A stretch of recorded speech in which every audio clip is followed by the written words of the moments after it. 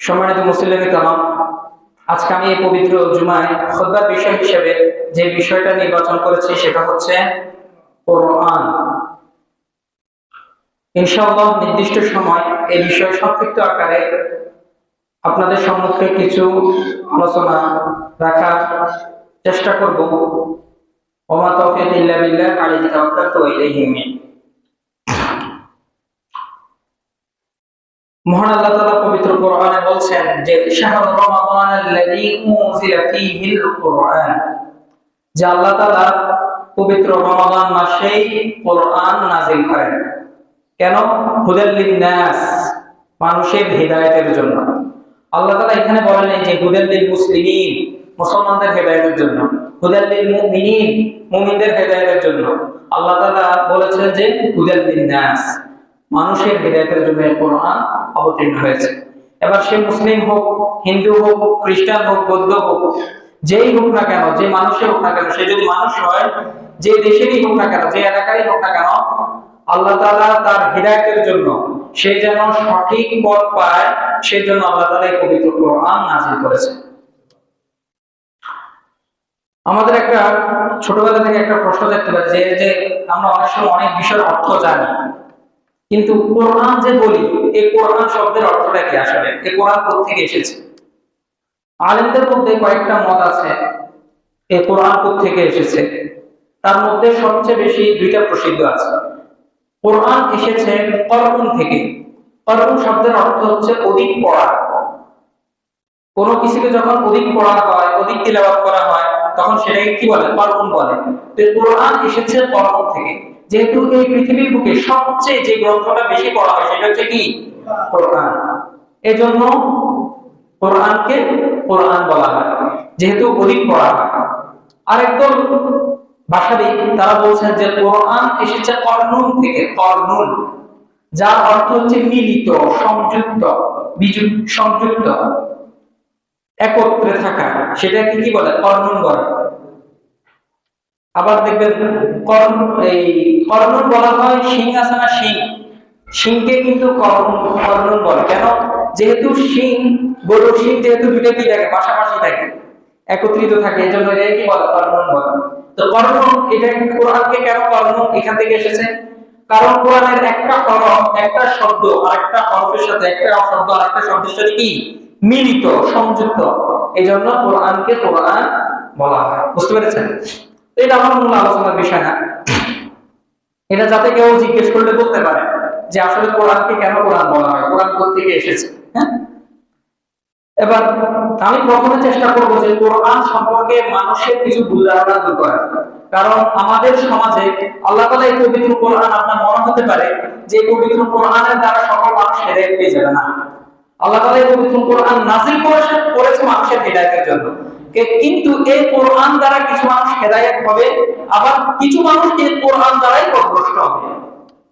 এই কোরআন পড়লে সে হেদায়েত থেকে দূরে সরে যাবে। আল্লাহ তাআলা তাদের অন্তর্ভুক্ত না করুক আমাদেরকে, আমিন।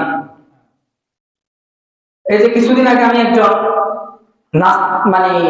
মুসলিমকে দেখলাম, আগে মুসলিম ছিল, এখন বর্তমানে সে নাস্তিক। সবচেয়ে আমার দুঃখ লাগার কারণ হচ্ছে সে একজন মুফতি। আপনারা হয়তো নাম শুনে থাকবেন, আমি নাম বলতে চাচ্ছি না। তো সে বর্তমানে এমন এমন বিষয় নিয়ে কোরআনকে নিয়ে প্রশ্ন করে, যেটা দেখা গেছে সাধারণ মানুষ যদি না জানে, পরবর্তীতে আল্লাহ না করুক আপনাদের এখান থেকেও হয়তো হাফেজ হোক বা আলেম হোক, মনে করেন প্র্যাকটিসিং মুসলিম যে 5 ওয়াক্ত নামাজ পড়ে, সেও নাস্তিক হয়ে যেতে পারে। সে কোরআন সম্পর্কে এমন এমন কিছু প্রশ্ন করে। এই যে আল্লাহ তাআলা যে পবিত্র কোরআন বলছে যে আমি এই কোরআন দ্বারা কিছু মানুষকে হেদায়েত দিই, আবার কিছু মানুষকে কি করি? পথভ্রষ্ট করি। বুঝতে পেরেছেন? তো এই হচ্ছে সেই শ্রেণীর লোক যে কোরআন দ্বারা সে কি পথভ্রষ্ট হচ্ছে। তো এই জন্য আমাদেরকে প্রথমে এই উত্তরগুলো জানতে হবে। যদি না জানি তাহলে আমরাও কি পথভ্রষ্ট হয়ে যেতে পারি। আল্লাহ না করুক, আল্লাহ আমাদেরকে হেফাজত করুক। কারণ আমার আজকে এই বিষয় নিয়ে আলোচনা করার ইচ্ছা ছিল না, যেহেতু আমি বর্তমানে এমন এমন পরিস্থিতি দেখতেছি অনলাইনে, যেটা দেখা গেছে হয়তো আপনারা জানান না বা দেখেন না। আমি চিন্তা করছি কি, আমি যেহেতু কোরআন নিয়ে আলোচনা করব, কোরআনের ফজিলত নিয়ে আলোচনা করব, কোরআন ছেড়ে দিলে কি গুনাহ হবে সেটা নিয়ে আলোচনা করব। কিন্তু এইসব মানুষদের মানে মূর্খতা দেখে, মূর্খতাই বলবো আমি এটাকে, মূর্খতা দেখে মানে তারাই আমাকে বাধ্য করেছে এই বিষয়গুলো নিয়ে আলোচনা করার। এবং কি আমার ভিতরে একটা প্রশ্ন জেগেছে যে আল্লাহ না করুক যে বর্তমান হচ্ছে অনলাইনের যুগ, এর মতো মানুষের যদি ভিডিওগুলো আমাদের সাধারণ গ্রামের মানুষরা যদি দেখে, সেও নাস্তিক হয়ে যেতে পারে। কারণ মুফতি মানে কিন্তু যে কোনো সাধারণ কথা না। একজন মুফতি তো অনেক কষ্ট করা লাগে, কোরআনের তাফসীর পড়া লাগে, কোরআনের অর্থ বোঝা লাগে, গ্রামার বোঝা লাগে, হাদিস অধ্যয়ন করা লাগে, হাদিসের গভীর জ্ঞান থাকলে কেবল সে কি হয়, মুফতি হয়। তো একজন মুফতি সে কি হয়ে গেছে, পথভ্রষ্ট হয়ে গেছে। তো তার মানে কি বোঝা যাচ্ছে যে তাহলে আমাদের যে কোনো সাধারণ মানুষ পথভ্রষ্ট হওয়া সহজ। আল্লাহ আমাদেরকে হেফাজত করুন। তো প্রথমে আমি একটা প্রশ্ন তারা করে যে আল্লাহ তাআলা তো ইচ্ছা করলে সবকিছুই করতে পারে, যে কোন ফায়াকুন, ঠিক না? তো কোরআন তো আল্লাহ তাআলা ইচ্ছা করলে এক ঝটকাতে কি করতে পারে, পারতো, অবতীর্ণ করতে পারতো। কোরআন কত বছর ধরে নাযিল হয়েছে? 23 বছর ধরে কোরআন নাযিল হয়েছে, ঠিক না? তো একজন মুসলিম সে তো চিন্তা করবে আসলে তো আল্লাহ তাআলা তো ইচ্ছা করলে সবকিছুই কি কোন ফায়াকুনের মাধ্যমে কি এক ঝটকায় কোরআন অবতীর্ণ করতে পারতো। এক মানে অল্প অল্প করে নাযিল করার কারণটা কি, ঠিক না? তো এটার অনেকগুলো কারণ ওলামায়ে কেরাম বলেছেন। প্রথম যে কারণ সেটা হচ্ছে যে মানুষের অন্তরে যাতে কোরআনের বাণীটা গভীরভাবে যাতে গেঁথে যায়, সেজন্য আস্তে আস্তে নাযিল হয়েছে, ধীরে ধীরে নাযিল হয়েছে। কারণ একসাথে যখন অনেক কথা চলে আসবে, এক কথা একসাথে যখন আপনার কাছে অনেক দিক নির্দেশনা বিধিবিধান চলে আসবে, তখন আপনার অন্তর স্বাভাবিকভাবে সবকিছু গ্রহণ করতে পারবে না একসাথে। কিন্তু যখন আস্তে আস্তে আস্তে আস্তে দিবে, তখন আমাদের মস্তিষ্ক, আমাদের জ্ঞান সেটা গ্রাস করতে কি হবে, সহজ হবে, ঠিক কি না? এজন্য আল্লাহ তাআলা কি ধীরে ধীরে ধীরে ধীরে নাযিল করেছে। এটা হচ্ছে এক নম্বর কথা। দুই নম্বর কারণ হচ্ছে যে অবস্থার পরিপ্রেক্ষিতে যখন যে পরিস্থিতি, সেই পরিস্থিতিতে আল্লাহ তাআলা কি পবিত্র কোরআন নাযিল করেছেন। এমন না যে আপনার এখন দেখা গেছে কি কোনো সমস্যা হচ্ছে না, এটা তো একটা যুক্তিগত বিষয়। ধরেন আমাদের সমাজে এমন কোনো সমস্যা নাই, আমি এখন যদি এই সমস্যা নিয়ে কথা বলি, জিনিসটা কি সুন্দর হবে? না। তবে হ্যাঁ, এটা হতে পারে যে আমি বুঝতে পারতেছি যে এই সমস্যাটা আমাদের সমাজেও আসতে পারে, তখন আপনাদেরকে আগাম সতর্ক করে দিলে সেটা কি, সেটা ভালো হবে, সেটা ভিন্ন বিষয়, ঠিক কিনা? তো আল্লাহ তাআলা যখন সমাজের মধ্যে যখন যে চিন্তাগুলো দেখেছেন, হ্যাঁ, তখন সেই প্রেক্ষিতে মহান আল্লাহ তাআলা কোরআন নাযিল করেছেন। যেমন দেখছেন যে সমাজের ভিতরে কি চুরির পরিমাণ বেড়ে গেছে, এই চুরির কারণে মানুষের ভিতরে কি হয়, অনেক ঝামেলা সৃষ্টি হয়ে যাচ্ছে, মনোমালিন্য সৃষ্টি তৈরি হচ্ছে, একে অপরের সাথে যে ভালোবাসা, যে বিশ্বাস, সেটা নষ্ট হয়ে যাচ্ছে। সেজন্য আল্লাহ তাআলা কি চুরির বিধান নাযিল করেছেন, যে চুরি যে করবে তাকে কি করতে হবে, হাত কেটে দাও। প্রথমে কি করো, তোমরা যাকাত দাও। কারণ মানুষ অনেক সময় চুরি করে কেন, অভাবের কারণে, টাকা পয়সা না থাকার কারণে কি করে মানুষ চুরি করে। এজন্য প্রথমে বলছে যে যাকাত দাও, ঠিক কিনা? এই জন্য তারপরে দেখেন পর্দার আয়াত, এটাও কি পরে নাযিল হয়েছে, এটা কিন্তু সাথে সাথে নাযিল হয় না। যখন দেখতেছে যে কি কিছু মানুষ তাদের দৃষ্টি খারাপ নজরে দিচ্ছে, ঠিক আছে, এই জন্য মহান আল্লাহ তাআলা কি পর্দার আয়াত নাযিল করেছেন। এই অবস্থার পরিপ্রেক্ষিতে কি করা, আয়াত নাযিল করা, ধীরে ধীরে নাযিল করা, বুঝতে পেরেছেন? তারপর 3 নম্বর হচ্ছে একসাথে আমাদের ব্রেন শক্তি বা আমাদের মুখস্থ করা যাতে সহজ হয়, বোঝা যাতে সহজ হয়, সেই জন্য। কারণ একসাথে যদি নাযিল করতে তাহলে কি মুখস্থ করাটা অনেক কঠিন হয়ে যেত। কারণ তখন তো প্রিন্টার ছিল না, চ্যাট জিপিটি ছিল না, গুগল ছিল না, হ্যাঁ, হার্ড ড্রাইভ, তারপরে কি কম্পিউটার এগুলো ছিল না যে কি সবকিছু সুন্দর করে রাখা যেত, ঠিক না? হ্যাঁ, সেজন্য কি আস্তে আস্তে ধীরে ধীরে নাযিল করেছে। এটা হচ্ছে 3 নম্বর কারণ। 4 নম্বর কারণ হচ্ছে যে চ্যালেঞ্জ মোকাবেলা করার জন্য। কারণ হচ্ছে যদি মহান আল্লাহ তাআলা পবিত্র কোরআন একসাথে নাযিল করতেন, তাহলে কাফের মুশরিকরা প্রশ্ন করতো, বলতো যে মুহাম্মদ কারো থেকে নকল করে চুরি করে বলে নিয়ে আসছে, নাউযুবিল্লাহ। বুঝতে পারছেন? আস্তে আস্তে আস্তে তারা যে কথাগুলো বলতো, এগুলা রাসূল সাল্লাল্লাহু আলাইহি ওয়াসাল্লাম অলৌকিক ভাষার মাধ্যমে, অলংকারপূর্ণ ভাষার মাধ্যমে সেগুলো বর্ণনা করতেন। তো যেটা তাদের কাছে কি আরো চ্যালেঞ্জ মনে হতো, যে আমরা কি কথা বলি, মুহাম্মাদের কথা সাল্লাল্লাহু আলাইহি ওয়াসাল্লাম তার কথা আরো চমৎকার, সে আমাদের বিরোধিতা করতেছে কি ভাষায়, সাহিত্যিক ভাষায়, উচ্চ ভাষায়, ঠিক কিনা? এই জন্য মহান আল্লাহ তাআলা পবিত্র কোরআন ধীরে ধীরে নাযিল করেছেন। 5 নম্বর সর্বশেষ আমি যেটা বলবো সেটা হচ্ছে মুসলিম উম্মাহকে ধৈর্য শিক্ষা দেওয়ার জন্য এবং অধ্যবসায় শিক্ষা দেওয়ার জন্য। যে আমরা অনেক সময় দেখা যায়, দেখবেন অনেক মানুষ এই অভ্যাসটা বেশিরভাগ মানুষের ভিতরে আছে, যে সেটা হচ্ছে কি, যে একজন মানুষ মনে করেন সে নতুন করে দাঁড়িয়ে দেখছে বা সে পরিবর্তন হইতেছে, আমরা তাদের জোর করি পারি না, তারা পাঞ্জাবি গায়ে দেওয়া দিতে, পাগড়ি মাথায় করাই দিতে, দাড়ি লম্বা করে দিতে, টাকনুর উপরে ব্যান করতে হবে, বোরে পর্দা করাইতে হবে, মানে সবকিছু একসাথে দেওয়ার জন্য তারা চেষ্টা করে। এটা আমাদের একদম কি একটা মেইন সমস্যা। আরে ভাই, একজন মানুষ পরিবর্তন হচ্ছে, তাকে আস্তে আস্তে পরিবর্তন হতে দেন, ঠিক কিনা? আবার অনেক সময় সমালোচনা করি, একজন মানুষ মনে করেন সে বিড়ি খায়, সিগারেট খায়, তাদের বদ অভ্যাস আছে, তাই সে হারাম কাজের সাথে সম্পৃক্ত আছে। তো সে আগে নামাজ পড়তো না, এখন নামাজ পড়ে, তার সমালোচনা করে। কিছু মানুষ, কিছু মুসলিম কি করে, তার সমালোচনা করে, কেমন মুসলমান, এতে কি নামাজও হয় আবার বিড়িও খায়।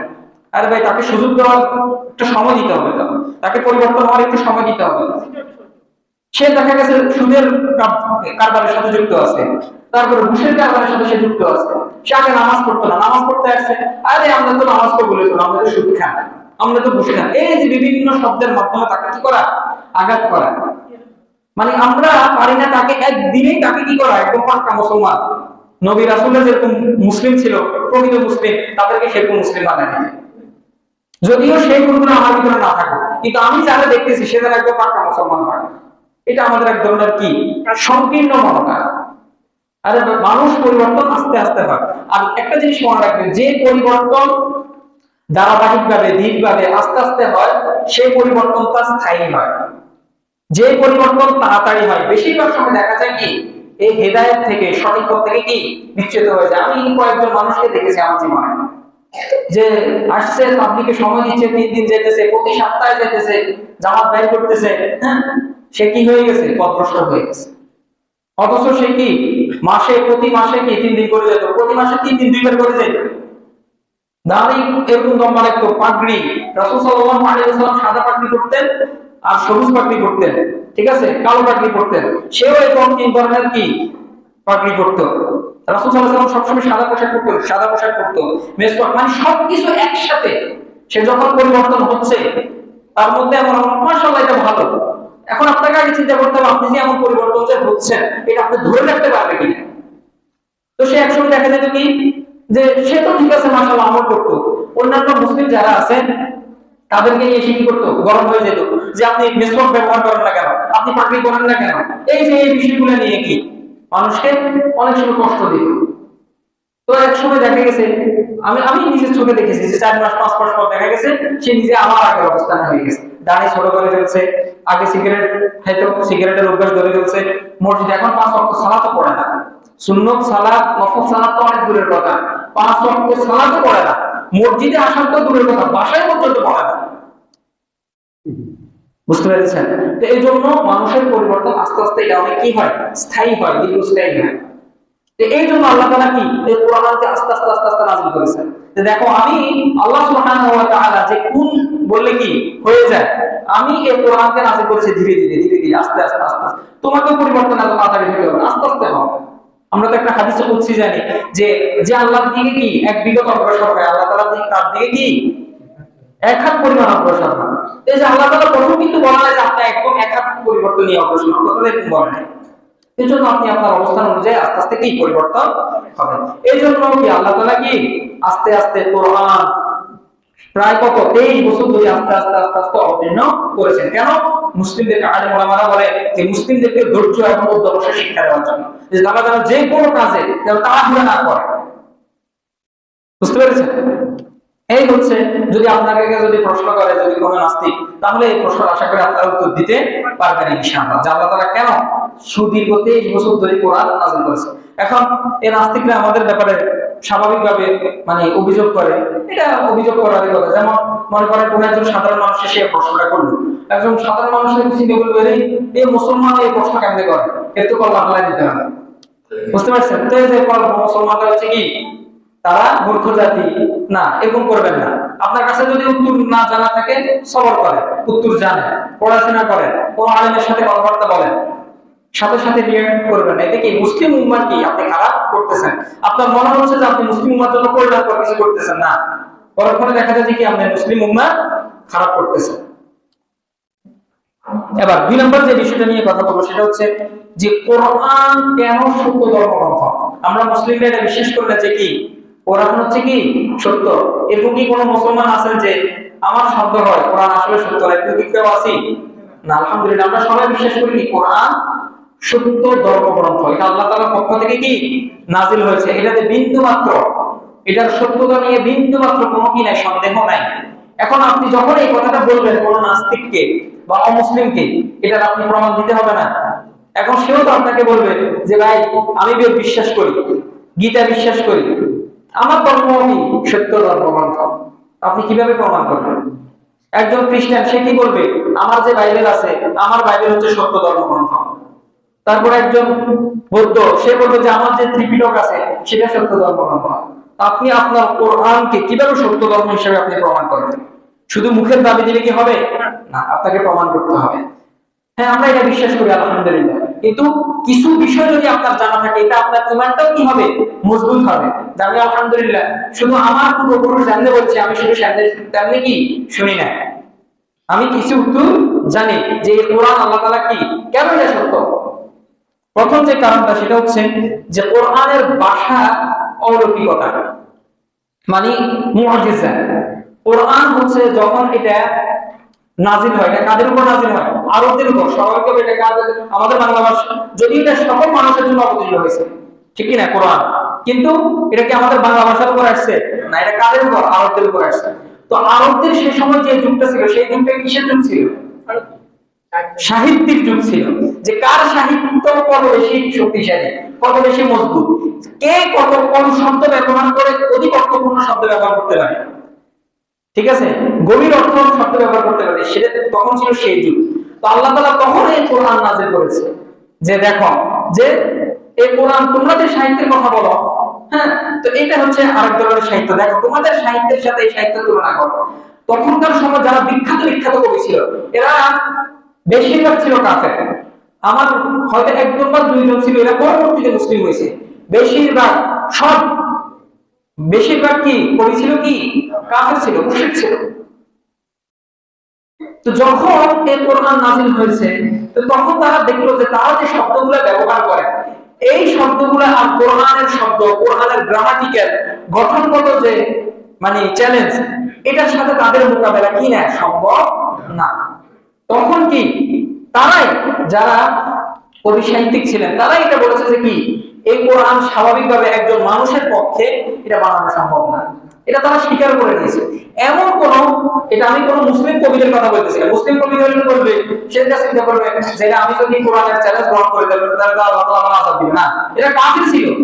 তারা এটা মুখ থেকে স্বীকার করে নিয়েছে, যদিও তারা মুহাম্মদ সাল্লাল্লাহু আলাইহি ওয়াসাল্লামকে বিশ্বাস করতো না, ঠিক আছে, কিন্তু তারা এটা স্বীকার করে নিয়েছে যে কোরআন হচ্ছে সবচেয়ে উন্নত মানের সাহিত্যের একটা গ্রন্থ। সুবহানাল্লাহ, তখনকার সময়। তারপর 2 নম্বর, এটা হচ্ছে 1 নম্বর পয়েন্ট, কোরআনের ভাষার যে গঠন, গ্রামাটিক্যাল যে গঠন, এটার সাথে কোন সাহিত্যের কোনো কি হয় না, তুলনা হয় না। এটা যারা আরবি ভাষা মোটামুটি জানে তারাও এটা বলতে পারবে। আমি সেদিকে আর যাচ্ছি না। 2 নম্বর হচ্ছে যে কোরআন চ্যালেঞ্জ দেওয়া, চ্যালেঞ্জ। আপনি এমন কোন ধর্মগ্রন্থ পাবেন না যেটা চ্যালেঞ্জ দেয়। চ্যালেঞ্জ কিরকম? আমি এটা করছি, আমরা বলি না আমাদের ভাষায় যে আমি এটা করছি। মনে করেন কেউ একজন বললো যে আমি আজকে 10 লিটার দুধ খেয়ে ফেলছি, 10 লিটার দুধ খেয়ে ফেলছি, দেখি তুই পারলে তুই 5 লিটার খাই দেখা। এটা হচ্ছে কি চ্যালেঞ্জ। তো কোরআন যখন অবতীর্ণ হয়েছে, কোরআন হচ্ছে এমন একটা গ্রন্থ যে গ্রন্থ চ্যালেঞ্জ দেয়, যে গ্রন্থ কি চ্যালেঞ্জ দেয় যে যদি পারো দেখি এটার মতো একটা বানাও। আল্লাহ তাআলা প্রথম যে চ্যালেঞ্জটা দিয়েছে সেটা হচ্ছে কি সম্পূর্ণ কোরআনের মধ্যে দেখি একটা 114টা যে সূরা আছে এরকম করে একটা ধর্মগ্রন্থ বানাও, একটা গ্রন্থ তোমরা বানাও। মহান আল্লাহ তাআলা পবিত্র কোরআনে বলছেন যে কুল লাযী ইজতামাআতিল ইনসু ওয়াল জিন্নু আলা ইয়াতু বিমিথলি হাযাল কুরআন লা ইয়াতুনা বিমিথলিহি ওয়ালাউ কানা বা'দুহুম লিবা'দিন যাহিরা।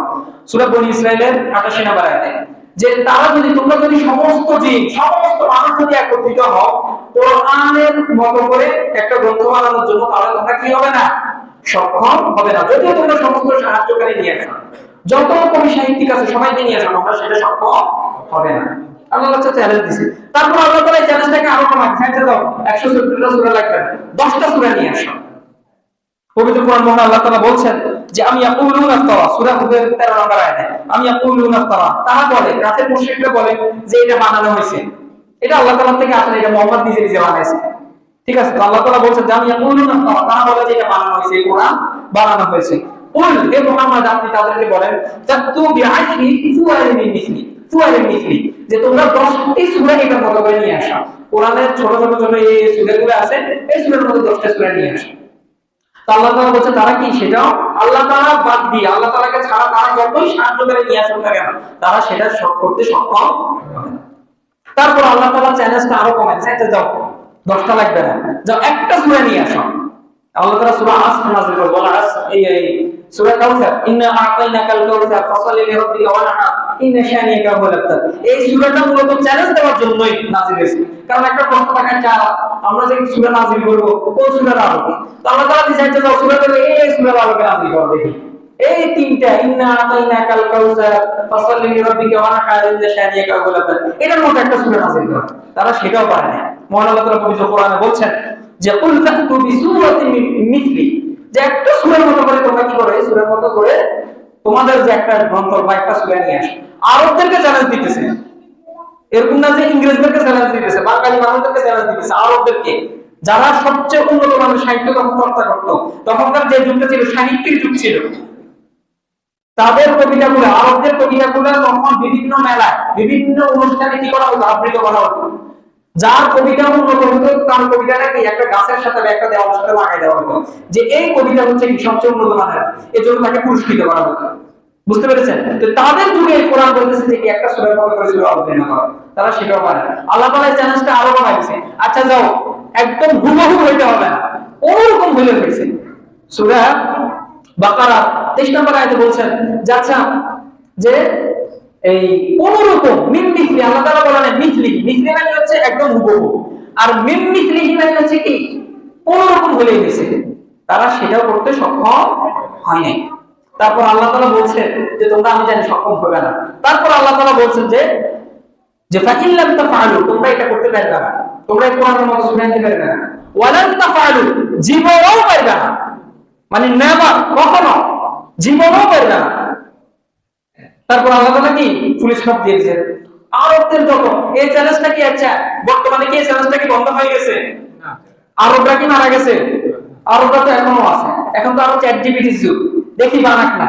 চ্যাট জিপিটিরও প্রশ্ন করেন, আমি চ্যাট জিপিটির প্রশ্ন করছি যে কোরআনের মতো করে কিছু বানানো সম্ভব কিনা, তো সে আমাকে উত্তর দিচ্ছে, চ্যাট জিপিটি আমাকে প্রশ্ন করতে পারে, সে আমাকে উত্তর দিচ্ছে কোরআনের ভাষাগুলো এত উন্নত, এগুলোর মতো কাছাকাছি শব্দ ব্যবহার করা সম্ভব হবে না। সে ইয়া করে নিয়েছে, অ্যাকসেপ্ট করে নিয়েছে, এটা সম্ভব না।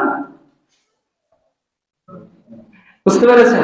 এখনো তো এই চ্যালেঞ্জটা তো এখনো মোকাবেলা, কোরআন তো হাওয়া হয়ে যায় নাই, বা কোরআন তো আল্লাহ তাআলা রহিত করে দেন নাই, এখনো তো সে কোরআন কি পৃথিবীর বুকে আছে, দেখি চ্যালেঞ্জ গ্রহণ করক না। কাফের মুশরিকরা তো বর্তমানে আগের অবস্থা থেকে বর্তমানে আরো বেশি শক্তিশালী, দেখি তারা এই চ্যালেঞ্জটা গ্রহণ করুক, জীবনও পারবে না, এটা সম্ভব না। এটা হচ্ছে কি 2 নাম্বার কথা। 3 নাম্বার হচ্ছে ঐতিহাসিক তথ্যের সত্যতার কারণে। যেমন ফিরআউনকে যখন আল্লাহ তাআলা কি করছেন, মেরে ফেলছেন, পানিতে চুবাই মারছেন, ঠিক আছে, আল্লাহ তাআলা তখন কি ফিরআউনের দেহকে সংরক্ষণ করছে। পৃথিবীর বুকে শুধু একটা দেহ এখন কি সংরক্ষিত, সেটা কার দেহ? ফিরআউনের দেহ। আর কারো দেহ কি সংরক্ষিত না, কঙ্কাল হয়ে গেছে, পচে গেছে, শেষ হয়ে গেছে। তো মহান আল্লাহ তাআলা পবিত্র কোরআনে বলছেন যে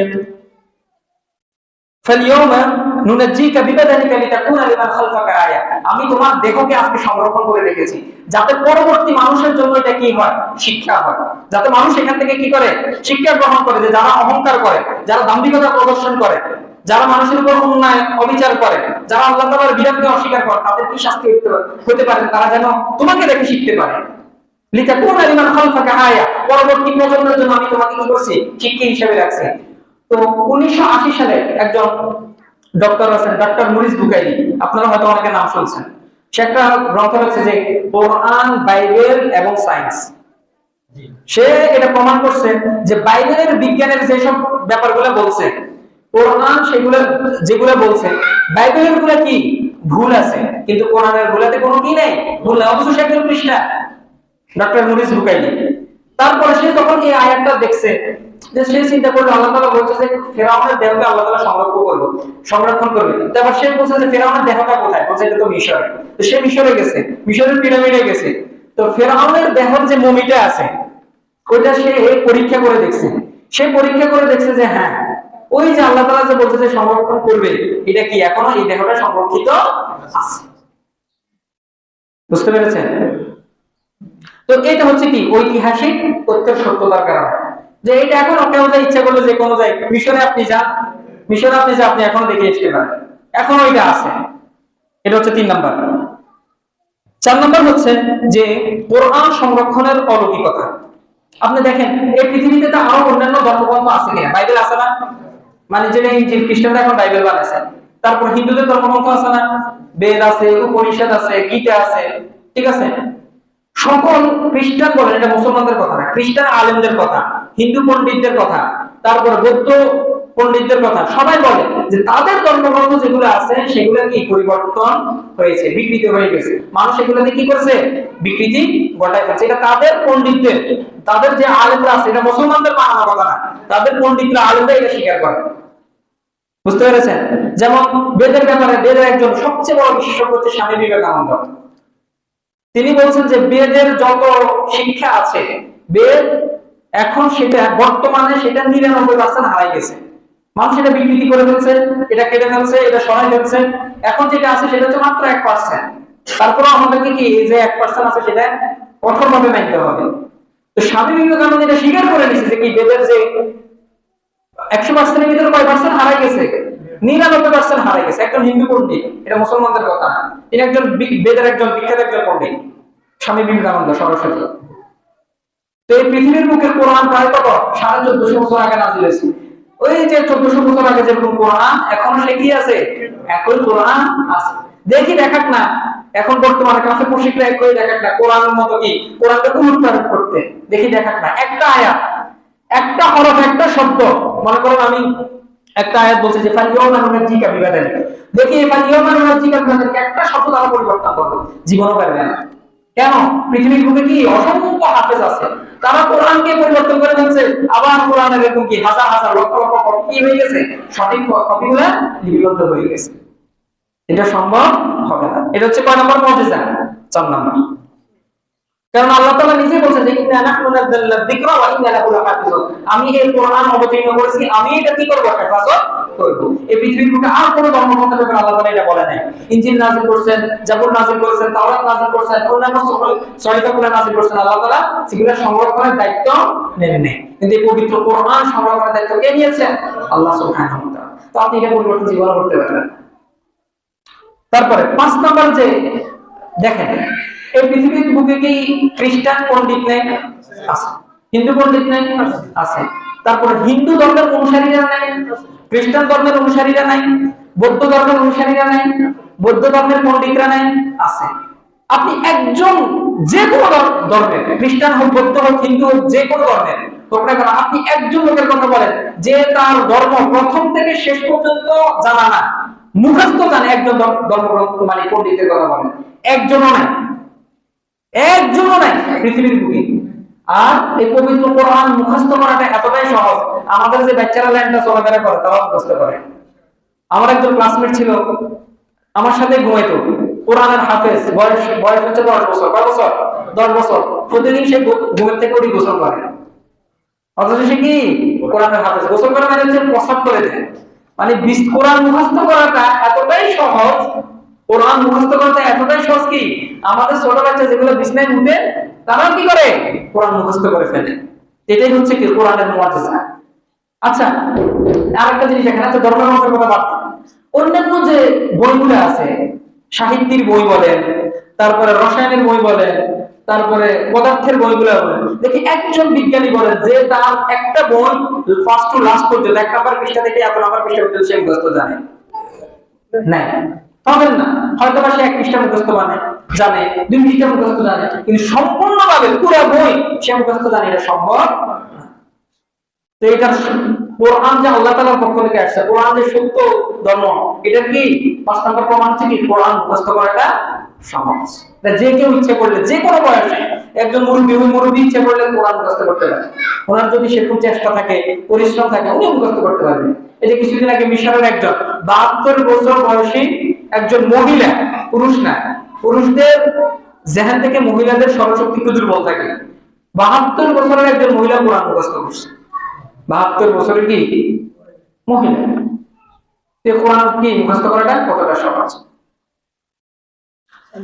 তারপরে 6 নম্বর যেটা, সেটা হচ্ছে কোরআন এমন অনেক কিছু আছে পৃথিবীর বুকে যেটা দেখা গেছে কি কোরআন হয় নাই, হওয়ার আগে কোরআন ভবিষ্যৎবাণী দিয়েছে। যেমন 1 নম্বর যেটা, সেটা হচ্ছে যে বাইজেন্টাইন, রাসূল সাল্লাল্লাহু আলাইহি ওয়াসাল্লামের যুগে যারা খ্রিস্টান ছিল, ঠিক আছে, বাইজেন্টাইন নামে রোম সবচেয়ে শক্তিধর দুইটা সাম্রাজ্য ছিল, একটা হচ্ছে রোম সাম্রাজ্য আর একটা হচ্ছে পারস্য। ঠিক আছে, রোমরা তারা ছিল খ্রিস্টান, বাইজেন্টাইন, হ্যাঁ। তারপরে আর পারস্য তারা ছিল বর্তমান যারা হিন্দু আছে, মূর্তি পূজক, প্রকৃতি পূজা, সূর্য পূজা, পারস্যরা এরকম পূজা করত, মানুষের সৃষ্টি পূজা করত। তো কোরআন অবতীর্ণ সূরা রুম অবতীর্ণ হয়েছে যে আলিফ লাম মিম গুলিবাতির রুম ফি আদনাল আরদি ওয়া হুম মিন বা'দ গালাবিহিম সায়াগলিবুন, যে রোমরা পরাজিত হবে, একটা যুদ্ধ হবে, প্রথম রোমরা কি হবে, পারস্যদের কাছে পরাজিত হবে। তারপরে ফি আদনাল আরদি ওয়া হুম মিন বা'দ গালাবিহিম সায়াগলিবুন, আবার কিছুদিন পর তারা কি হবে, বিজয় লাভ করবে। তো এটা মানুষ চিন্তা, কারণ পারস্যরা তখন অনেক শক্তিধর ছিল। রোম আর পারস্য যদি তুলনা করা হয়, পারস্যরা কি ছিল, রোমদের থেকেও শক্তিশালী ছিল। রোমরা শক্তিশালী ছিল, তবে পারস্যরা কি বেশি শক্তিশালী ছিল। তো আল্লাহ তাআলা যখন এই আয়াত নাযিল করছেন, তখন কি হয় না, রোমরা চিন্তা করলো যে কি বলে, আমরা পরাজিত হব, আবার বিজয় লাভ করব। তো কিছু বছর পর তাদের মধ্যে কি পারস্য এবং রোমের ভিতরে একটা যুদ্ধ হয়। এই যুদ্ধের মধ্যে কারা জয়লাভ করে, পারস্যরা, রোমরা কি হয়, পরাজিত হয়। তারপরে 7 মাস পর, 7 বছর না 7 মাস, আমার সংখ্যাটা খেয়াল নাই, কত বছর হবে বা 7 মাস হবে, এই কিছুদিন পর আবার কি হয়, পারস্য এবং রোমের ভিতরে যুদ্ধ হয়, তখন রোমরা কি হয়, বিজয় লাভ করে। বুঝতে পেরেছেন? তো এই যে কোরআন কিন্তু এটা আগে নাযিল হয়ে গেছে, যে বলছে যে রোমরা পরাজিত হবে, তারপরে কি রোমরা আবার বিজয় লাভ করবে। ভবিষ্যৎবাণী বলে 1 নম্বর ভবিষ্যৎবাণী। 2 নম্বর ভবিষ্যৎবাণী কি, মক্কা বিজয়। মক্কা যে বিজয় হবে, এটা তো তখন যারা মুসলিম ছিল, সাহাবীরা ছিল, তারা এটা বিশ্বাসই করতে পারে না যে এত বড় বড়, এত শক্তিধর আবু সুফিয়ানের মতো শাসক আছে, হ্যাঁ, বড় বড় শাসকরা আছে, কুরাইশ বংশের বড় বড় লোকেরা আছে, তারপরে আরো অন্যান্য মানুষদের, খ্রিস্টানদের, ইহুদিদের যে সাহায্য সহযোগিতা, এটা কাদের উপর, মক্কার মুশরিকদের উপর, আমরা কিভাবে বিজয় লাভ করব? আল্লাহ তাআলা পবিত্র কোরআনে আয়াত নাযিল করেছেন, লাকাদ সাবাকাল্লাহু রাসূলাহু রুইয়া বিল হক লা তাদখুলুন্নাল মাসজিদাল হারাম, তারা অবশ্যই কোথায় প্রবেশ করবে, মসজিদুল হারাম তারা প্রবেশ করবে। তো তারা তখন চিন্তাও করতে পারে না। তো এর কিছু বছর পর কি তারা মসজিদুল হারামে কি করছে, হজ করছে। বুঝতে পেরেছেন? তারপর 3 নম্বর যেটা দেখেন, এটা হচ্ছে সবচেয়ে, আমার কাছে যেটা সবচেয়ে সবার বাধ্য, কোরআনের সত্যতার ব্যাপারে একটা নিদর্শনে যথেষ্ট। আবু লাহাবের নাম তো শুনছি, ঠিক না? আবু লাহাব কে ছিল? রাসূল সাল্লাল্লাহু আলাইহি ওয়াসাল্লামের চাচা ছিল, আপন চাচা ছিল আবু লাহাব। আবু লাহাবের ব্যাপারে একটা সূরা নাযিল আছে, একটা সূরা আছে জানেন, সূরা লাহাব। আমরা পড়ি না, তাব্বাত ইয়াদা আবি লাহাবি ওয়া তাব। এটা আবু লাহাবকে তিরস্কার করে, ভর্ৎসনা করে, আযাব দিয়ে, তার উপর লানত করে আল্লাহ তাআলা এই সূরা নাযিল করছেন। তখন আবু লাহাব জীবিত, তখন কি আবু লাহাব জীবিত, যে ধ্বংস হোক, কি আবু লাহাবের 2 হাত এবং সে নিজে, ঠিক আছে, তার স্ত্রীর ব্যাপারেও বলছে। দেখেন, এই কোরআন যদি ভুল প্রমাণ করতে হইতো, তাহলে আবু লাহাব সে একাই পারত। কারণ হচ্ছে এই সূরা নাযিল হওয়ার পর আবু লাহাব কত বছর বেঁচে ছিলেন জানেন? 10 বছর বেঁচে ছিলেন। সে ইচ্ছে করলে কি এই কোরআনকে মিথ্যা প্রমাণ করতে পারত, যে দেখো মুহাম্মদ, তোমার আল্লাহ আমার ব্যাপারে সূরা নাযিল করছে, আমি ইসলাম ধর্ম গ্রহণ করছি, দাও এবার ঠেকাও, তোমার এই কোরআন তো মিথ্যা। তিনি ইসলাম ধর্ম গ্রহণ করেনি, তার স্ত্রীও ইসলাম ধর্ম গ্রহণ করে। স্ত্রী হলে তো হতো এরকম না যে স্বামী ইসলাম ধর্ম গ্রহণ করে না, কিন্তু কি স্ত্রী ভয়, মহিলা ভয়, কি মহিলাদের ভয় একটু স্বাভাবিকভাবে বেশি, ওই মহিলা কি ইসলাম ধর্ম গ্রহণ করে। এই কোরআন যদি মিথ্যা প্রমাণ করতে হতো, আবু লাহাবই যথেষ্ট ছিল। আবু লাহাব এই সূরা নাযিল হওয়ার পর 10 বছর বেঁচে ছিলেন। তারপরে মুশরিক কাফের অবস্থায় কি সে মারা গেছে। তারপরে 7 নম্বর যে প্রমাণটা, সেটা হচ্ছে কি, কোরআনের মধ্যে আপনি যত গ্রন্থ আছে, বাইবেল বলেন, বেদ বলেন, অন্যান্য ধর্মগ্রন্থে, সকল ধর্মগ্রন্থের ভিতরে কি আছে, বৈপরীত্য আছে। বৈপরীত্য বুঝেন, মানে এখানে এক কথা বলছে, ওইখানে আরেক কথা বলছে, এখানে এক কথা বলছে, ওইখানে আবার আরেক কথা বলছে। বুঝতে পেরেছেন? কিন্তু কোরআন হচ্ছে এমন একটা ধর্মগ্রন্থ যে গ্রন্থের ভিতরে কোনো কি নেই, বৈপরীত্য নাই। আপনার কিছু আয়াত পড়লে মনে হবে যে এই আয়াতের ভিতরে মনে হয় বিপরীত কথা বলছে। এই যে যেমন একজন আমারও বলতেছে যে ভাই আল্লাহ তাআলা পবিত্র কোরআনে বলছে আল্লাহ তাআলা এই মানুষকে পানি থেকে সৃষ্টি করছে, বলছেন আল্লাহ তাআলা, হ্যাঁ পানি থেকে আল্লাহ তাআলা সৃষ্টি করছে। আবার আল্লাহ তাআলা বলেছে যে আল্লাহ তাআলা মানুষকে মাটি থেকে সৃষ্টি করছে, ঠিক না? হ্যাঁ, তো এখন কোনটা সঠিক, পানি সঠিক না মাটি সঠিক? কারণ পানি একরকম, মাটি আরেক রকম। এটার উত্তর দেওয়া যায়, এখন আমি এটা উত্তর দিতে চাচ্ছি না, এর উত্তর আছে, এটা সহজ। আপনার মনে হতে পারে যে কি ওরা এখানে এক কথা ওইখানে এক কথা, না, ব্যাপারটা এমন না, এটার উত্তর আছে, সহজ উত্তর। তো কোরআন আপনার এরকম কোনো কিছু কি শুনে আপনার মনে হতে পারে যে মনে বিপরীত মানে বিপরীত কথাবার্তা, কিন্তু না, বিপরীত কোনো কথাবার্তা নাই। আপনি যদি একটু ব্যাখ্যা পড়েন, এটার একটু আরো সামনের দিকে যান, পুরো কোরআন যখন পড়বেন তখন ব্যাপারটা আপনার কাছে ক্লিয়ার হয়ে যাবে। আমি শুধু একটা উদাহরণ দিই, অনেকে হয়তো কি মানে সন্তুষ্ট হচ্ছেন না যে হুজুর বললে তো হয়। দেখেন আমি স্বাভাবিকভাবে একটা উদাহরণ দিই, আপনি বুঝতে পারবেন। আমি বললাম যে আমি শরবত বানাবো, শরবত বানাইতে চিনি লাগে, এটা কি সত্য নাকি মিথ্যা? সত্য। আমি বললাম শরবত বানাইতে ট্যাং লাগে, এটা সত্য না মিথ্যা? কেন, দুই ধরনের কথা না? এখন কেউ যদি বলে যে ভাই আপনি বলছেন শরবত বানাইতে চিনি লাগে, আবার বলতেছেন শরবত বানাইতে ট্যাং লাগে, এটা তো বিপরীত কথাবার্তা হয়ে গেল। এটা কি বিপরীত কথাবার্তা? না। আল্লাহ তাআলা কেন বলছেন মানুষকে আল্লাহ তাআলা পানি থেকে সৃষ্টি করেছেন? কারণ বিজ্ঞানরা বলে যে আমাদের যে কোষ আছে, কোষের একটা অঙ্গাণুর নাম হচ্ছে সাইটোপ্লাজম। এটা এখানে বিজ্ঞানী কথাবার্তা চলে আসবে। এটার 90% বেশিরভাগ কি থাকে? পানি থাকে। তারপরে এবার মাটির কথা যে বলছে, মাটির যে উপাদানগুলো আছে যেমন সোডিয়াম, পটাশিয়াম, হ্যাঁ, আরো যে উপাদানগুলো আছে, মাটির বেশিরভাগ উপাদানগুলো আমাদের শরীরে আছে। বুঝতে পেরেছেন? তো এটা কোনো আমার কোনো কিছু নেই, শুধু এই আয়াত না, এরকম আরো অনেক আয়াত আছে যেগুলো আপনার মনে হতে পারে যে আল্লাহ তো এখানে এক কথা বলতেছে আবার ওইখানে এক কথা বলতেছে। না, ব্যাপারটা এমনটা না। তো কোরআনের ভিতরে কোনো কি নাই, কোনো বৈপরীত্য কথা নাই। কিন্তু যদি এই কোরআন যদি সত্য না হতো, অনেক ধরনের বিপরীত কথাবার্তা থাকতো। আল্লাহ তাআলা বলছেন যারা এটা ব্যবহার কোরআন, তারা কি কোরআন নিয়ে গবেষণা করে না, চিন্তা ভাবনা করে না? ওয়ালাউ কানা মিন ইনদি গায়রিল্লাহ লাওয়াজাদু ফি ইখতিলাফান কাসীরা। এই কোরআন যদি আল্লাহ ছাড়া যদি অন্য কারো কাছ থেকে আসতো, এই কোরআনে অনেক বিপরীত ধরনের কথাবার্তা থাকতো। বুঝতে পেরেছেন? তারপরে দেখেন 8 নম্বর যে প্রমাণটা আমি দিব সেটা হচ্ছে কি, এই কোরআন পৃথিবীর বুকে সবচেয়ে বেশি মানুষকে প্রভাবিত করে কোরআন। আপনি দেখেন এই পৃথিবীর বুকে তো প্রায় 800 কোটি মানুষ আছে। দেখেন মানুষ এখন দিনে দিনে কি হচ্ছে, মুসলিম সংখ্যা বাড়তেছে না কমতেছে? বাড়তেছে। কেন? কিসের কারণে? কোরআনের কারণে, হাদিসের কারণে। কোরআন হচ্ছে প্রধান, কোরআনের কারণে। আমি আপনি মানুষকে যত বেশি প্রভাবিত মানে বুঝেন, প্রভাব মানে তো বুঝেন। মনে করেন আমি এমন একটা পদ্ধতি অবলম্বন করি যে পদ্ধতি আপনার ভালো লাগছে, আপনি সেটা অনুসরণ করেন। মনে করেন একটা উদাহরণ দিলে যুবকরা ভালো বুঝতে পারে। মনে করেন এই যে ক্রিস্টিয়ানো রোনালদো, ঠিক না? যুবকরা তাকে অনুসরণ করে, সে কি কেমন ভাবে চুল কাটে, হ্যাঁ, যুবকরা সেভাবে চুল কাটার চেষ্টা করে, ঠিক আছে? তারপরে সে কি ধরনের জীবন যাপন করে, সে কি ধরনের খাবার খায়, কি ধরনের ব্যায়াম করে, এগুলো দেখা গেছে এখনকার যুবকরা কি করে, ফলো করার বা অনুসরণ করার চেষ্টা করে। ক্রিস্টিয়ানো রোনালদো থেকেও কি কোরআন মানুষকে বেশি প্রভাবিত করে। আপনি একজন মানুষকে এরকম সারা জীবন পাবেন না যে দেখা গেছে ক্রিস্টিয়ানো রোনালদোকে একদম 100% অনুসরণ করে, কিন্তু আপনি এরকম লাখ লাখ কোটি কোটি মানুষ পাবেন যে কোরআনকে 100% অনুসরণ করে। এই কোরআনের এটাই হচ্ছে কি, কোরআন যে সত্য, কোরআন যে মানুষকে অ্যাটাচ করে রাখতে পারে, তার সাথে সংযুক্ত করে রাখতে পারে, এটাই হচ্ছে কি কোরআন যে সত্য ধর্মগ্রন্থের প্রমাণ। বাইবেলে তো আছে, গীতাও তো আছে, বেদও তো আছে, এরকম কোরআনের মতো করে এরকম প্রভাবিত করতে পারে না। আজকে আমাদের যুবকরা বা আমরা বেশিরভাগ মানে হেদায়েত থেকে দূরে সরে যাই কেন?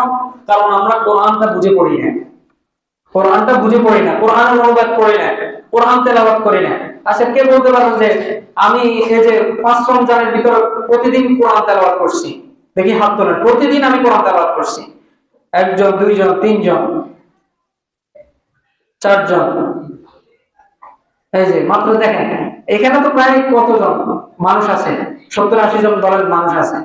তো এই 4 জন মানুষ কি কোরআন তেলাওয়াত করছে? আচ্ছা কোরআন অর্থ সহ বুঝে পড়ছেন? দেখি হাত তোলেন তো যে আমি কোরআনের যা পড়ছি, কোরআন তেলাওয়াত করছি, অর্থ সহ বুঝে পড়ছি। ভাই আমি আপনাদেরকে অপমান করার জন্য বলতেছি না, ঠিক আছে, আপনাদেরকে আমি হাকিকত দেখাচ্ছি, বাস্তবতা দেখাচ্ছি যে আমরা কেন হেদায়েতের উপর টিকে থাকতে পারি না, আমরা কেন পথভ্রষ্ট হয়ে যাই। আমাদের আজকে বেশিরভাগ মানুষ কেন সে দাঁড়িয়ে রাখছে, টুপি পরছে, নামাজ পড়ে, কেন সে দুর্নীতি বিতরণ লিপ্ত আছে, কেন সে কেন ওজনে কম দেয়, কারণটা কি? কারণ হচ্ছে সে কোরআন থেকে শিক্ষাটা দেয় না, কোরআন পড়ে না, অধ্যয়ন করে না। সে যদি কোরআন পড়ে সে তো জানে এটা হারাম, কিন্তু আপনি কোরআন যখন পড়ার মাধ্যমে যখন জানবেন তখন সেটা আপনাকে বেশি প্রভাবিত করবে। আমরা শুনছি হুজুরের মুখে ওজনে কম দেওয়া এটা হারাম, তারপরে বিড়ি খাওয়া, সিগারেট খাওয়া এটা হারাম, মদ খাওয়া হারাম, এটা হুজুরের মুখে শুনছি। কিন্তু কোরআন আমরা নিজে অধ্যয়ন করে নিজে অর্থ বুঝে কখন এটা কি করে নেই পড়ি, এই জন্য আমরা হেদায়েত পাই না। আমরা যে সূরা ফাতিহা যে পড়ি, ভাই আমি আপনাদেরকে অপমান করতেছি না, অনেকের মুখ কালো হয়ে যাচ্ছে, আপনাদেরকে অপমান করতেছি না, আল্লাহকে আল্লাহর কসম করে বলতেছি, অপমান করার জন্য বলতেছি। আপনাদের যাতে একটু কমন পড়ে, একটু যাতে সচেতন হন সেজন্য বলতেছি। এই যে ইমাম সাহেব প্রতিদিন যে সূরাটা কমন পড়ে, প্রতিদিন সূরা ফাতিহা, দেখি হাত তুলুন যে আপনি পুরো সূরা ফাতিহার অর্থ সম্পূর্ণভাবে জানেন, দেখি কয়জন আছেন? একজন, দুইজন, তিনজন, চারজন, পাঁচজন। বেশিরভাগ মানুষই কি, আচ্ছা হাত নামায়, বেশিরভাগ মানুষই কি জানে না। তো দেখেন আমরা হেদায়েত পাবো কেমন? আপনার হয়তো বলতে পারেন যে হুজুর আপনি যে টপিকটা বললেন যে কোরআন মানুষকে বেশি প্রভাবিত করে, কই আমরা তো প্রভাবিত করে না, আমরা তো আগের মতো চুরি করি, আগের মতো মানুষের সম্পদ আত্মসাৎ করি, আগের মতো ওজনে কম দিই, দুর্নীতি করি, বই কিনে, আত্মীয় স্বজনের হক দিনে, আমরা তো এরকম করি। কই কোরআন কই আমাদেরকে প্রভাবিত করছে? কোরআন প্রভাবিত করবে কেন? আমি তো কোরআন অর্থ বুঝেই পড়েন না, আমি তো কোরআন অর্থ বুঝেই পড়ি না, এজন্য কোরআন আমাকে প্রভাবিত করে না। আপনি পড়ে দেখেন, আজকে থেকে অর্থ পড়ে দেখেন, পুরো কোরআন একবার পড়ে দেখেন, আপনার লাইফটা চেঞ্জ হয়ে যাবে ইনশাআল্লাহ। এই কোরআনের ভিতরে সেরকম মুজিজা আছে, সেরকম স্বাদ আছে, সেরকম অ্যান্টিবায়োটিক আল্লাহ তাআলা দিয়ে দিয়েছেন। আল্লাহু আকবার।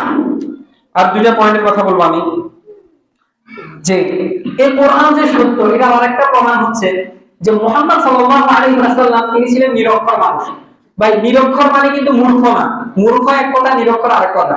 মূর্খ মানে হচ্ছে যে কিছুই জানে না, যে সঠিক বেঠিক কিছু বুঝতে পারে না, এই হচ্ছে মূর্খ। আর যে সঠিক বেঠিক কোনটা সেটা বুঝতে পারে কিন্তু পড়তে পারে না, লিখতে পারে না, সে হচ্ছে নিরক্ষর। বুঝতে পারছেন? নিরক্ষর হওয়ার কোনো খারাপ কিছু নেই, এটা কোনো খারাপ গুণ না। মুহাম্মদ সাল্লাল্লাহু আলাইহি ওয়াসাল্লাম লিখতে পারতেন না, তিনি কোনো কিছু দেখে পড়তে পারতেন না। বুঝতে পারছেন? তো মুহাম্মদ সাল্লাল্লাহু আলাইহি ওয়াসাল্লাম ছিলেন নিরক্ষর মানুষ, উম্মি। কোরআনে যে ভাষা বলছে সেটা হচ্ছে কি উম্মি। উম্মি মানে কি? নিরক্ষর। তো দেখেন এই মুহাম্মদ সাল্লাল্লাহু আলাইহি ওয়াসাল্লাম যদি নিরক্ষর না হতেন বা লিখতে পড়তে পারতেন, তাহলে আরবটা কি বলতো? মুহাম্মদ সাল্লাল্লাহু আলাইহি ওয়াসাল্লাম এটা কারো থেকে নকল করে লিখিয়ে এনেছে, এটা পড়িয়ে এনেছে। এজন্য আল্লাহ তাআলা কি মুহাম্মদ সাল্লাল্লাহু আলাইহি ওয়াসাল্লামকে নিরক্ষর করে সৃষ্টি করেছেন, যাতে কোনো কিছু লিখতে না পারে, যাতে কোনো কিছু পড়তে না পারে। এটা হচ্ছে আরেকটা মুজিজা। আরেকটা মুজিজা যেটা, সেটা হচ্ছে মুহাম্মদ সাল্লাল্লাহু আলাইহি ওয়াসাল্লাম সংক্রান্ত যে কোরআনে এরকম অনেক বিষয় আছে যেটা মুহাম্মদ সাল্লাল্লাহু আলাইহি ওয়াসাল্লামকে তিরস্কার করছে। কোরআন মানে তিরস্কার বলতে মানে এটা আল্লাহ তাআলা পছন্দ করে না। আচ্ছা মনে করেন আমি একটা বই লিখবো আমার ব্যাপারে, আমি কি আমার ব্যাপারে কোনো খারাপ কিছু লিখবো বইয়ের ভিতরে? আমি তো আমার ব্যাপারে ভালো করে লিখবো। কিন্তু কোরআন হচ্ছে এমন একটা গ্রন্থ যে গ্রন্থে মুহাম্মদ সাল্লাল্লাহু আলাইহি ওয়াসাল্লামকে কি করা হয়েছে? কঠিন থেকে কঠিন ভাষা ব্যবহার করছে।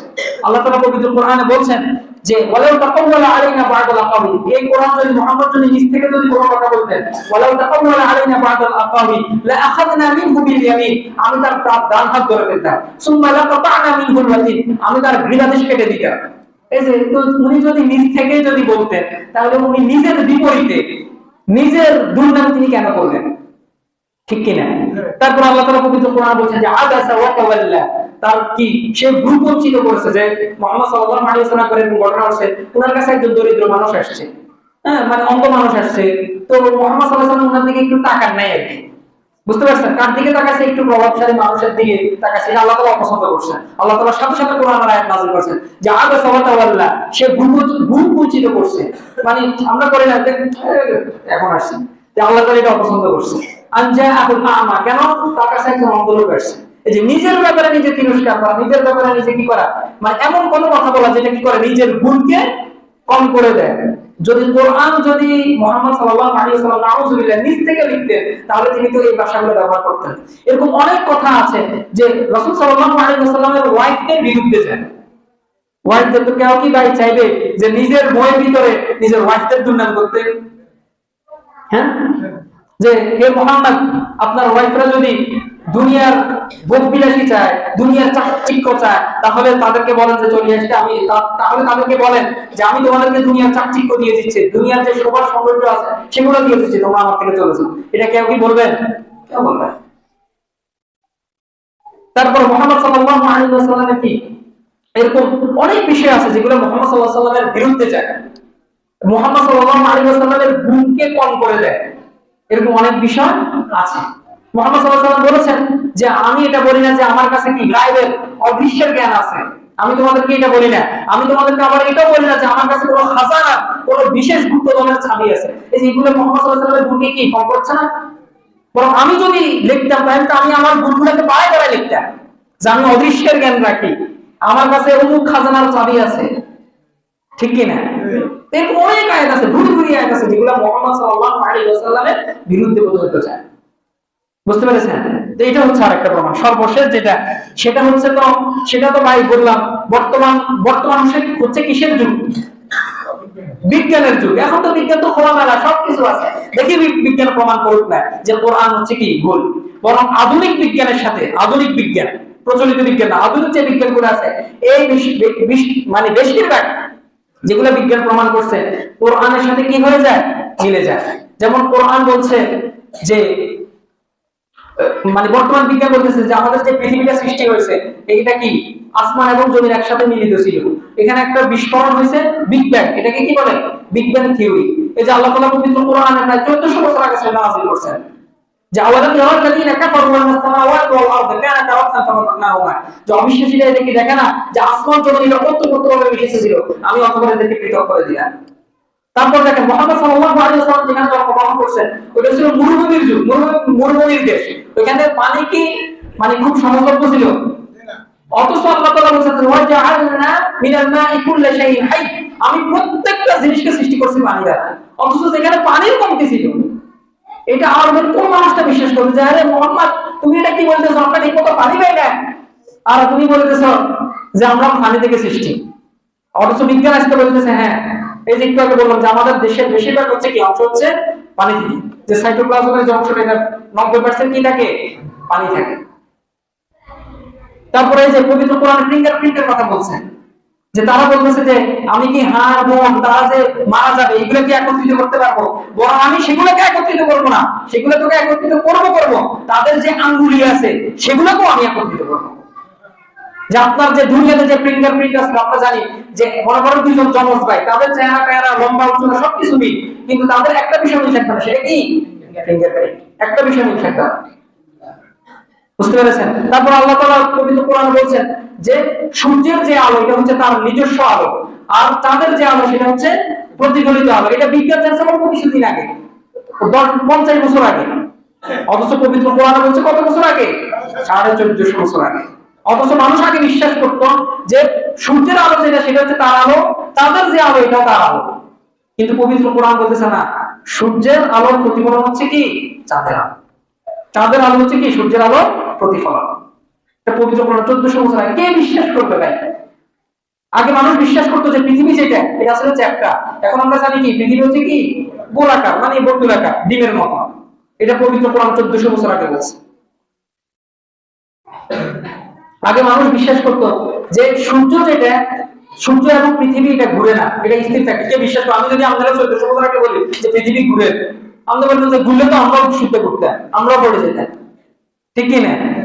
অথচ পবিত্র কোরআনে বলছেন যে পৃথিবীও ঘুরে, সূর্য ঘুরে। সূর্য ঘুরে এটা তো মানুষ কিছুদিন আগে আছে, মানুষ বিশ্বাস করতো না যে সূর্য ঘুরে, এটা বিশ্বাস করতো যে পৃথিবী ঘুরে, সূর্য স্থির থাকে। কিন্তু এখন আধুনিক বিজ্ঞান বলতেছে যে কি পৃথিবী তার পক্ষে ঘুরে এবং সূর্য তার পক্ষে ঘুরে। কুল্লুন ফি ফালাকি ইয়াসবাহুন, আমরা সূরা ইয়াসিনের ভিতরে পড়ছি যে প্রত্যেকই তার নিজের কক্ষপথে কি করে? আবর্তন করে। এটা এখন কি আমরা জানতেছি। তো বিজ্ঞানের, আধুনিক বিজ্ঞান কোন ব্যাপারে কি কোরআন যতগুলো আছে বিজ্ঞান সম্মত আয়াত আছে আধুনিক বিজ্ঞানের সাথে কি না অমিল না। তো এটা হচ্ছে সবচেয়ে বড় চ্যালেঞ্জ হচ্ছে কি এখন আপনি প্রমাণ দেন আধুনিক বিজ্ঞানের সাথে কোরআনের সাথে তুলনা করেন। এমন অনেক বিষয় আছে আপনার মনে হতে পারে যে বিজ্ঞান দিয়ে কথা বলে, কোরআনই কথা বলে। দেখেন একটা জিনিস কি, কোরআন যেটা বলছে এটা ফিক্সড, কোরআন কখনো পরিবর্তন হয় না, কিন্তু বিজ্ঞান আমরা জানি এটা কি হয়, সময়ের সাথে সাথে, গবেষণার সাথে সাথে, যুগের প্রযুক্তির সাথে সাথে এটার পরিবর্তন হয়। যেমন এরকম অনেক বিষয় আছে, এখন বলে নাস্তিকরা বলে যে আমি বিশ্বাস করি না, আল্লাহরে বিশ্বাস করি না, কেন? আমি দেখি না, আমি আল্লাহরে বিশ্বাস করি না। তো একজন ভাই প্রশ্ন করছে যে তুই যে ফাঁদ দিছিস একটু আগে, তুই তোর ফাঁদ দেখছস নি? তুই তোর ফাঁদ দেখস? তুই তোর ব্রেন দেখস? তুই যে বলতেছ তোর বুদ্ধি আছে, তুই বুদ্ধি দিয়ে কাছাকাছি করবি, তোর বুদ্ধিটা কোথায় আছে? তোর ব্রেনে আছে। তোর যে ব্রেন আছে এটা তুই দেখস নি? তুই তো বলো কি আমি দেখি না। এই যে কথা বলতেছি, আমি কথা বলতেছি কিনা আপনারা সেটা শুনতেছেন, কিন্তু দেখতে পাইতেছেন? আমার কথা তো দেখতে পাইতেছেন না। কথা কিরকম, এটা কি গোলাকার নাকি বর্তুলাকার নাকি লম্বা না চওড়া, এটা কিরকম, এটা কি দেখতে পাইতেছেন? এটা তো এখন কি আপনি বিশ্বাস করেন না আমি কথা বলতেছি না? যে নাস্তিকদের একটা বিশ্বাস, সবচেয়ে চরম লেভেলের একটা মূর্খতা হচ্ছে কি, মানে দেখলেই কেবল বিশ্বাস, এটা হচ্ছে চরম লেভেলের একটা মূর্খতা। দেখলে বিশ্বাস করে, এটা হচ্ছে কি বলে শিকার কুকুর আছে না, চতুষ্পদ যন্ত্র। এটা চতুষ্পদ যন্ত্রে মনে করেন আপনি যদি বলেন যে তোর আমি মারো, কুকুর কি দৌড় দিব? না, সে তো বুঝে না। তার যদি এমনি বলেন, এবার সে দৌড় দিবে, কারণ সে দেখাতে বিশ্বাস করে, সে বলাতে বিশ্বাস করে না। তো এরা হচ্ছে চতুষ্পদ যন্ত্রের মতো। আল্লাহ তাআলা আমাদেরকে হেফাজত করুন। এই হচ্ছে পবিত্র কোরআনের কি, আপনি একজন নাস্তিককে বা একজন যে কোরআনকে বিশ্বাস করে না, হ্যাঁ, এই কথাগুলো বলার দ্বারা হচ্ছে সবসময় নাস্তিকদেরকে উত্তর দিবে, ব্যাপারটা এমন না। এরকম অনেক মানুষ আছে না যে আমরা হয়তো বা কি কোরআন বিশ্বাস করি, কিন্তু আরো কিছু যদি বিশ্বাস মানে বিষয়গুলো থাকে যে আমাদের ইমানটা কি হয়ে যায়, যাতে আরো বৃদ্ধি পায়, ঠিক কিনা? সেজন্য এই কথাগুলো বলা।